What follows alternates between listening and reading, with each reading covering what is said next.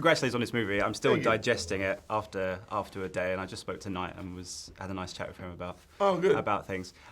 You must have been delighted when you got the script for this, and just how kind of Knight had delivered what he said he was going to all those years ago. I was delighted that we were going to do it. I don't know if I was delighted about the story in particular. I was like, when do I do something? But I know this is a project that he's been trying to do for a long time. I think it was you or him last night at the premiere said, I think it might have been you who sort of said, are we going to do it? Are we going to do it? Yeah, right. Well, he told us before we even started shooting Unbreakable that this was part of a trilogy. And it's like, okay, great. But it's like, where's the pages? Yeah, where is it? Where's the trilogy? Yeah. What is all this other stuff you're doing? What is this girl in the water stuff? Come on. Do the movie. Yeah. I wanted to ask you, when you first did Unbreakable, was there a particular story or a comic book or a strand of comic books that kind of piqued your interest, that made you want to tell this story, but tell it in this particular way? Gosh, you mean tonally? Unbreakable tonally?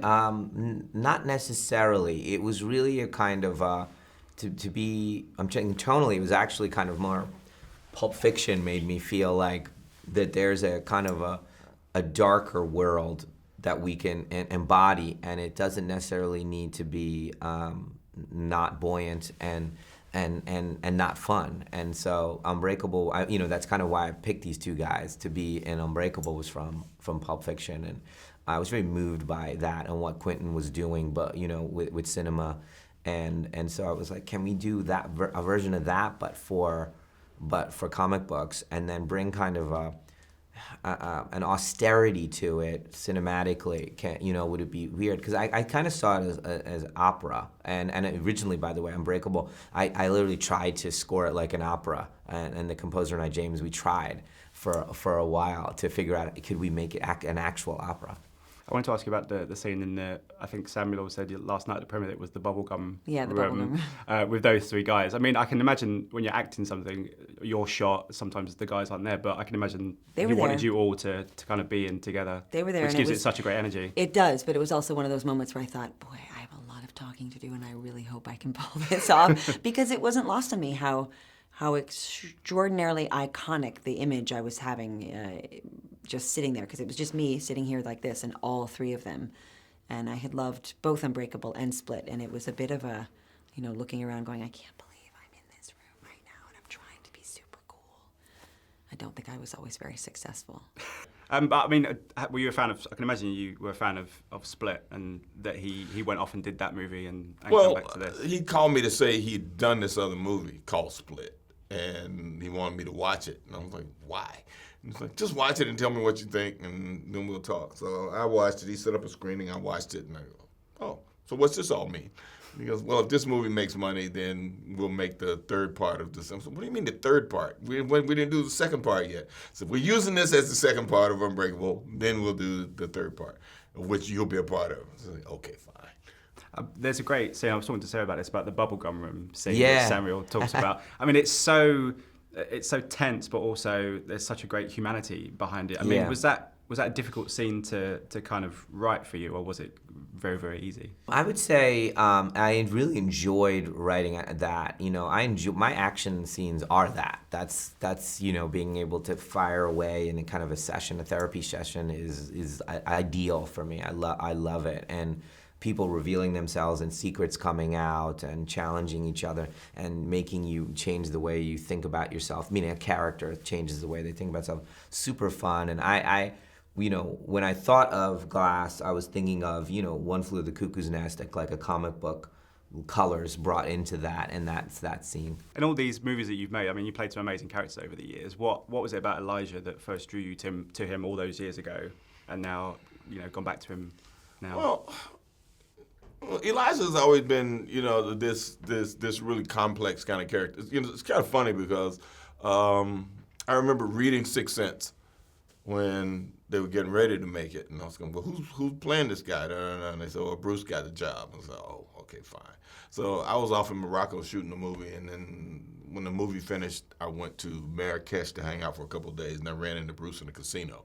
And he started telling me about this film he just finished, and it was Sixth Sense. I was like, oh, yeah, the I See Dead People movie. He was like, yeah, but the kid that did the movie is writing another movie for me and you. I'm like, yeah, right. He's like, no, seriously. So he called him right there on the phone in the casino. Knight picks up the phone, and he's telling him, oh, my God, this is so great. And this is the first time I spoke to him. He said, I'm actually writing one of your scenes right now. And he started reading, one of the scenes in the store with David Dunn. And I was like, okay, I'm sold. Let me know when you finish, and we'll do it. And, I've been there since then. What did you make of James? Because a lot of the other guys have said this amazing talent he seems to have where he can go from one to another on camera.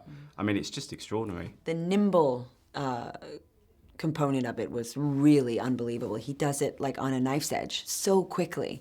I mean, and I got to be in a scene with him where he did 6 characters in 4 minutes, and it was jaw-dropping. And it was wonderful because Knight said, you can have that reaction. It would be, even to someone like you who has seen this kind of thing before, it's still totally permissible for you to be awed by what you're seeing. And I was like, great, that will not be hard at all. But I was talking to Sarah again about James McAvoy, about the way that he's able to transform in split seconds from one to the other. I mean, that must have been great for you as a filmmaker to have him, and I guess to kind of navigate your shooting of it, that he was able to do so much at such a quick pace. Yeah, I mean, so amazing what he can do. And I would tell him, hey, I was thinking about doing this in one shot as you change characters, and as I keep moving back to you, you're a new character.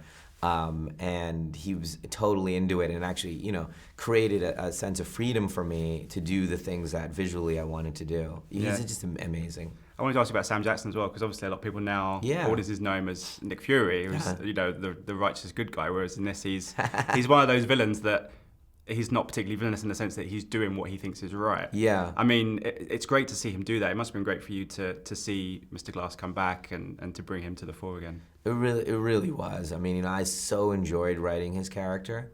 There's a lot of me in his character, and I called Sam, and I was emailing him while I was writing it, and I was saying, gosh, I'm so enjoying speaking in the voice of Mr. Glass again, and who he is and how he thinks, and kind of there is a righteousness about him, or a kind of like a demanding of the truth about him that it come out, and his methods are dark, but and I love that he doesn't put morality on the things that he's doing, but he has a morality about the truth coming out.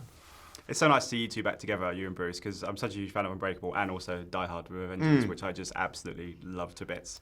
You have a great dynamic together. I mean, it must have been great to go back, because it's been a few years since you've done a movie together. It must have been great to kind of go back. Yeah, it's been, wow.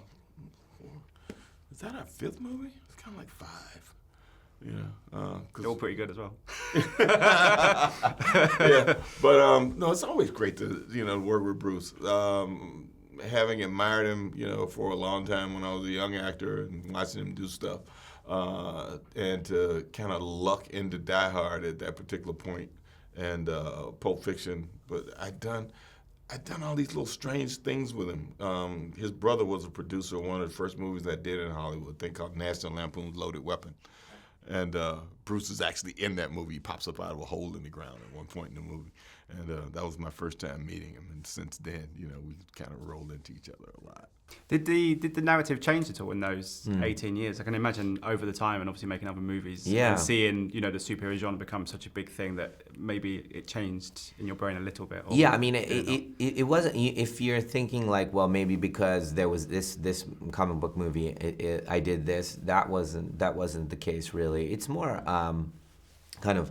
The only thing that probably changed is that I could comment on the fact that everybody's obsessed by comic book movies now, which obviously I couldn't do in the Unbreakable time. But now I can say, hey, we can have, as part of the conversation, there's all these comic books in the world, and everybody's obsessed by it. Why? Why is everybody connecting with it? I want to ask you about superhero movies. I mean, there's so many these days, and I mean, as a filmmaker, do you still have a kind of an interest in them, even though I know you said before that perhaps it's not something that you would ever do, but Yes. They're consumed so much, and people are consuming them so much, particularly know. the Marvel movies. Do you see a lot in those movies? Do you take a lot from those movies, or do you just kind of watch them as a fan more than anything? Yeah, more as a fan. Just enjoy them as you guys all do, definitely. Yeah. I just wanted to ask you about Avengers as well. I'm sure you can't say anything, if you even know anything, what's happening with Endgame. You But red dots pop up on my sweater. they all come in. Yeah. But I mean, this is, I guess, end of an era to some degree for some people. Well, maybe, so they say. But after so many years, I mean, this series of movies has done extraordinary stuff and touched so many people. I mean, you must be delighted with, when you were there at the beginning for Iron Man, that it's now come to this culmination, if you like, and so many people have loved, cherished these movies over the years. Yeah, well, not knowing where it was going when I was first approached by him about doing it, and they said, yeah, like a 9-picture deal, and I'm like, how long I gotta stay alive to make 9 movies? Not knowing that they were gonna make 9 movies in like 12 days, but it's been kind of wonderful being Nick Fury and being able to kind of be around those guys and be an integral part of that franchise that people actually want me around, or people question, well, where are you?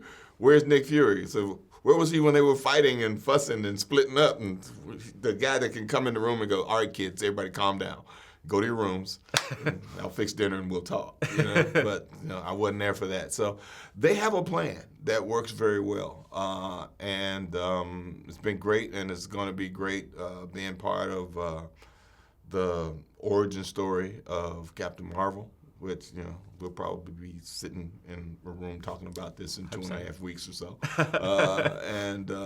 It's great to be a part of, even the young Spider-Man series, which I was here last summer doing. Yeah. So it's fun to be a part of something that works that way. And I've been very fortunate in my career to have been through, like Jurassic Park when it began, and to be in, episodes 1, 2, and 3 of Star Wars, even though people criticize them for whatever. But hey, I'm part of a Star Wars franchise. I'm a Jedi. I got a purple lightsaber. Yeah, I'm good. Yeah. So I've been very fortunate that I've been in, big films like that, and now part of the Marvel universe also, which allows me to continue to play a character that's fun for me to play and it's fun for audiences to watch. Yeah, fantastic. Listen, thanks so much for your time. Absolute pleasure. Thank you so much. Yeah. Cheers. Ladies and gentlemen, you're watching Hey You Guys! Hey You Guys, huh? Hey You Guys. Is that from the Goonies? It is indeed, yes. Nice. Hey